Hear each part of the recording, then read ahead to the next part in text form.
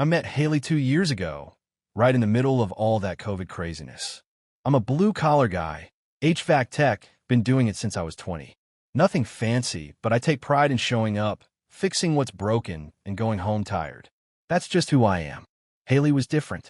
She worked in marketing for a tech company out in Denver, did all her meetings on Zoom, and used words like brand alignment and consumer funnels.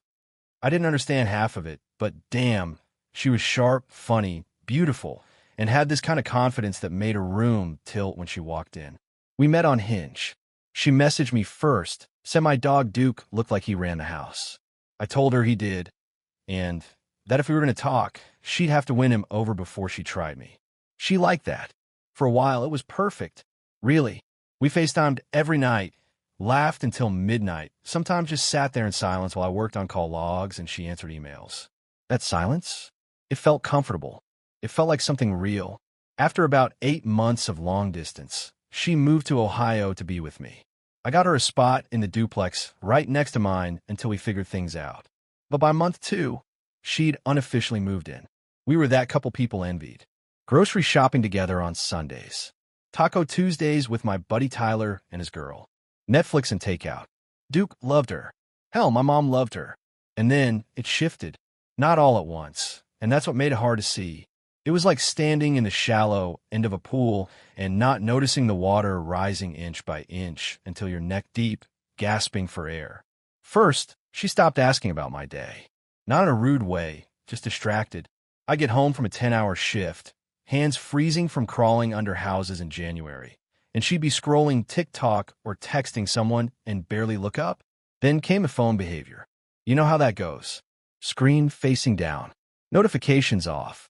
She used to leave it charging in the kitchen. Now, it was always with her, even in the bathroom. I asked once, casually like, "Hey, you been texting your sister a lot lately?" She said, "Yeah, we're talking about the bridal shower stuff." That answer sat weird with me. Something about her tone. But I brushed it off. Thought maybe I was overthinking things. Guys like me don't usually question stuff like that. We just put our heads down and trust. Around March, the wedding planning picked up. Or at least, I thought it would. But every time I tried to talk about music playlists or the food tasting, she'd sigh. I'd say, "Bae, you good?" And she'd go, "It's just a lot. You know I'm not the planning type." So I started picking up the slack, calling the florist, emailing the venue, doing spreadsheets with a caterer. Meanwhile, she was off in her own world, talking about how stressful things were, but barely doing anything. It wasn't just the wedding, though. It was us. She stopped sleeping close to me. I'd roll over, and she'd be all the way on the edge of the bed, blanket wrapped around her like a burrito. She started going to her yoga class at weird times like 7:30 p.m. on a Thursday and coming back all sweaty but tense, like she didn't even relax there. The worst part? I started catching myself making excuses for her. Like I was convincing myself everything was fine because I wanted it to be fine. We'd built this whole life together. I proposed at the same cabin in Hocking Hills where my dad took my mom on their 5th anniversary. She cried when I got down on one knee. But now, when I looked at her, it was like looking at someone I used to know. Then came a call. It was 6 days before the wedding. I was in the kitchen trying to fix the garbage disposal, and she was upstairs on the phone with her mom. She didn't know I was walking by the hallway. I paused, not to eavesdrop, just instinct, and I heard her say, "No, I don't know if this is what I want, but it's too late now." It would destroy him. I felt my stomach drop, like someone knocked the air out of me. I didn't move. I didn't speak. I just stood there frozen. She came downstairs 10 minutes later acting like nothing happened, asked me if I wanted Chinese or pizza for dinner. I said pizza, ate one slice, and told her I was tired. I wasn't tired, I was wrecked.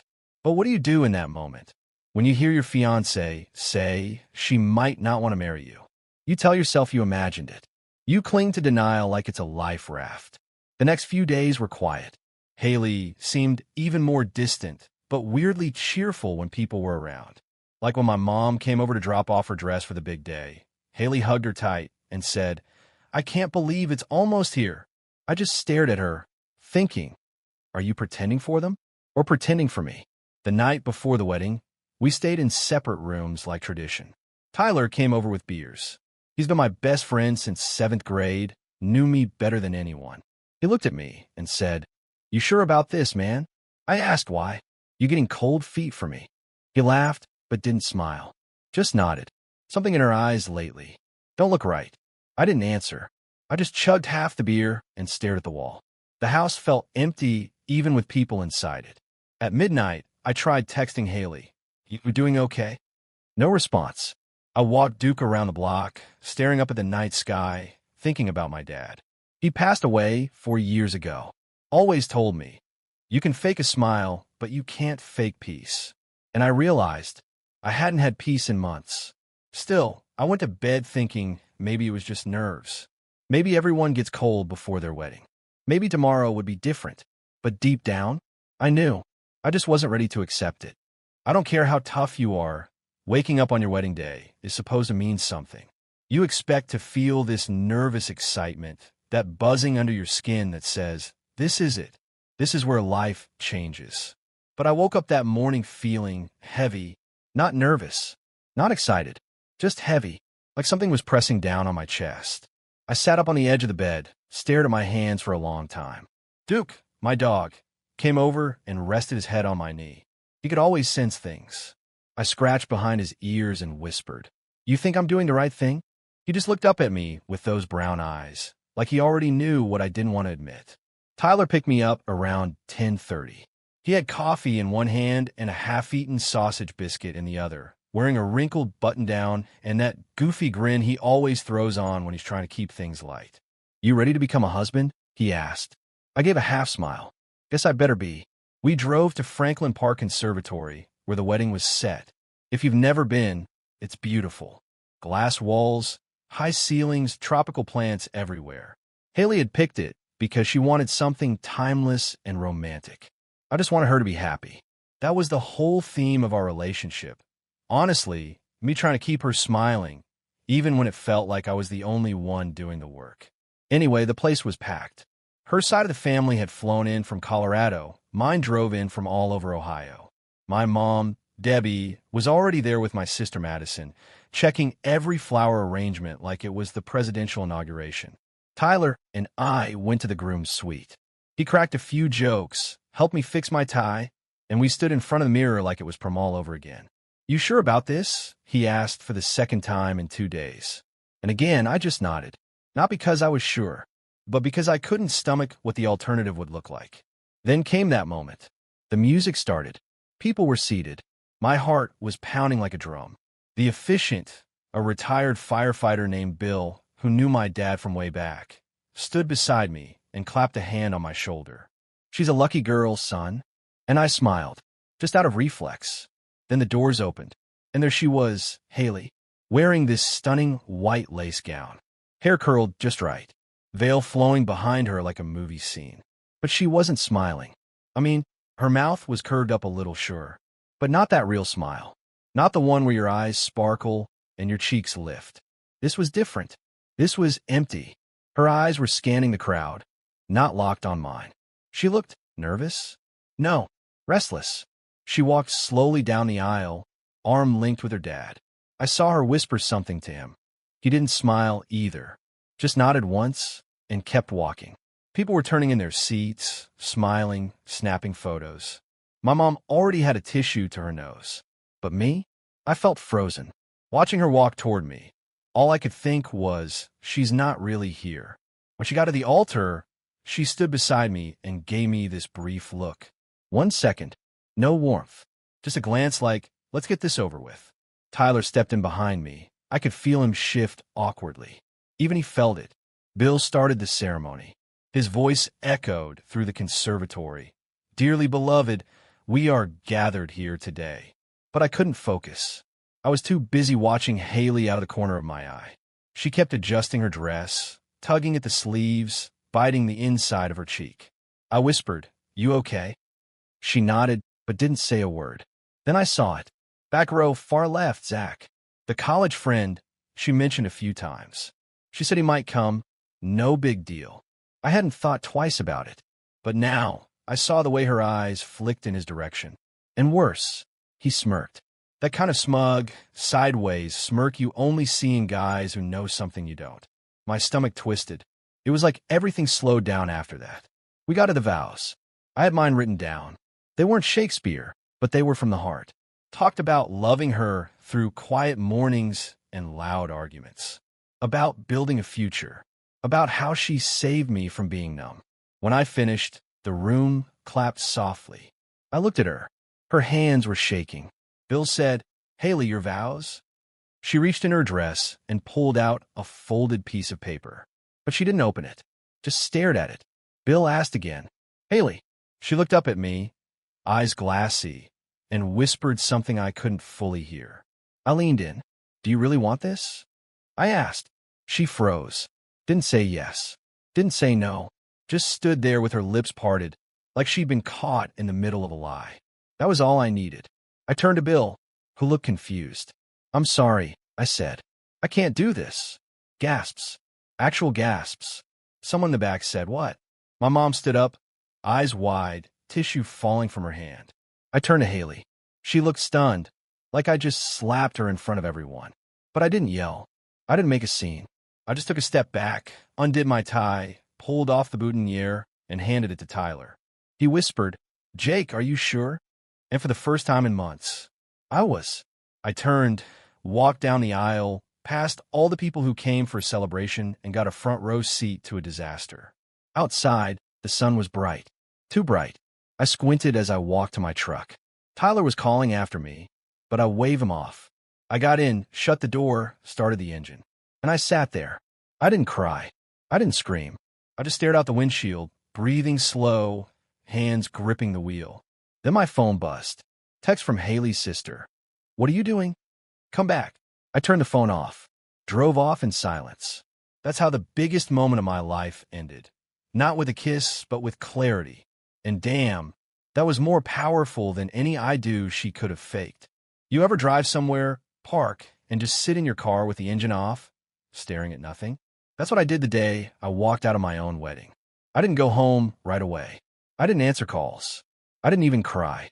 I just drove until the city turned into highway, until the noise of everything got smaller in the rear view. I found myself parked outside a little diner in Grove City, just south of Columbus. The kind of spot where nobody knew me, and nobody would ask why a guy in a tuxedo was sitting alone with a black coffee and red eyes. The waitress didn't ask questions, just refill the cup when it got low. I sat there for hours scrolling through nothing on my phone, until Tyler texted me. "I'm proud of you, man. You did what 90% of guys are too scared to do." That message hit me harder than anything. Not because I felt proud, but because I knew he was right. Most guys would have gone through with it, smiled through the ceremony, laughed at the reception, gone on the honeymoon, and then slowly died inside every single day after. But I chose peace, and there's a price for that. The fallout came fast. That night, my phone lit up like a Christmas tree. Missed calls from Haley, her mom, her cousin, her boss, even, don't ask me why. Instagram blew up. Some of the guests posted those "love isn't always perfect" quotes, trying to sound supportive but fishing for drama. My mom was devastated at first. I called her around midnight. "Are you okay?" she asked. "Yeah," I said. "I just couldn't marry someone who looked like she was at a funeral." She got quiet, then said something I'll never forget. "I raised you to be a man who listens to his gut, and I'm glad you listened." I spent the next week staying with Tyler. He gave me the guest room, didn't ask questions. Just brought me beer, let me talk when I felt like it, and shut up when I didn't. On day 3, I got a text from Jessica, Haley's cousin. "You were right to walk away. She's been talking to Zach since February. Don't tell her I told you." Boom. There it was. That thing I felt but couldn't prove. That weird energy, the coldness, the shift. It wasn't just nerves. It wasn't just stress. It was another man. A plan B. A safety net waiting in the wings. And that destroyed whatever little hope I had that maybe we could have worked it out. I didn't reply to Jessica. Didn't post anything. Didn't make some big announcement. I just blocked Haley on everything. I wasn't angry anymore. I was done.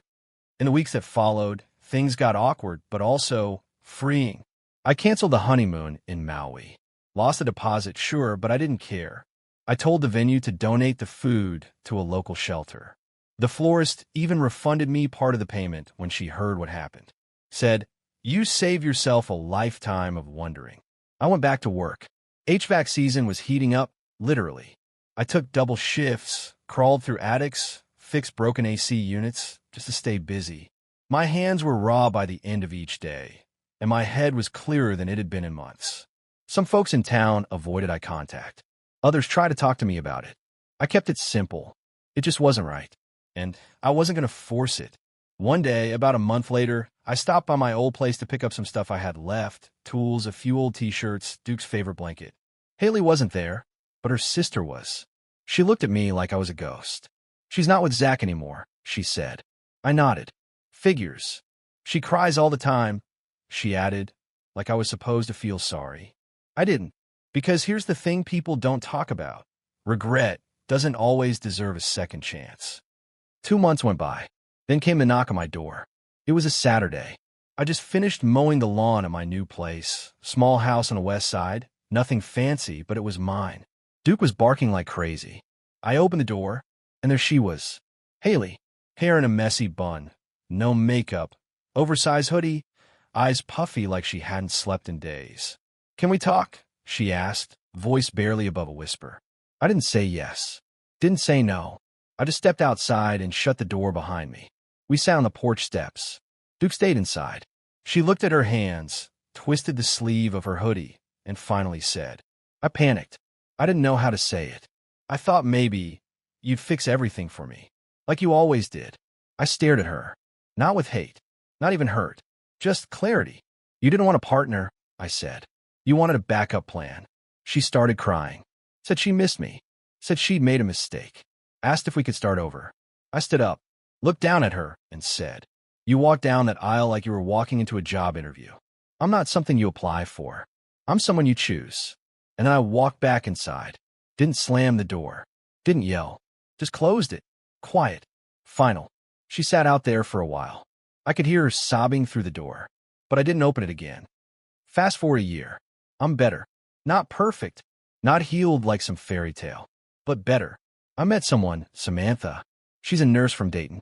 Met her at a barbecue my sister invited me to. She didn't know the story at first, but when she found out, she said something I'll never forget. That wasn't weakness. That was strength. Walking away like that. That's what men do when they finally choose themselves. Samantha's real, grounded, doesn't play games. She'll text me just to say she's proud of me for fixing a broken thermostat or helping my neighbor move furniture. And you know what? That's the kind of woman who deserves a ring. Not the kind who glances at another man while walking down the aisle. Now, when people ask me if I regret it, leaving her at the altar, I tell them the truth. I regret not leaving sooner. Because the biggest lie we tell ourselves is that love will fix everything. But love without respect, love without peace, that's not love. That's a cage. And I don't belong in a cage.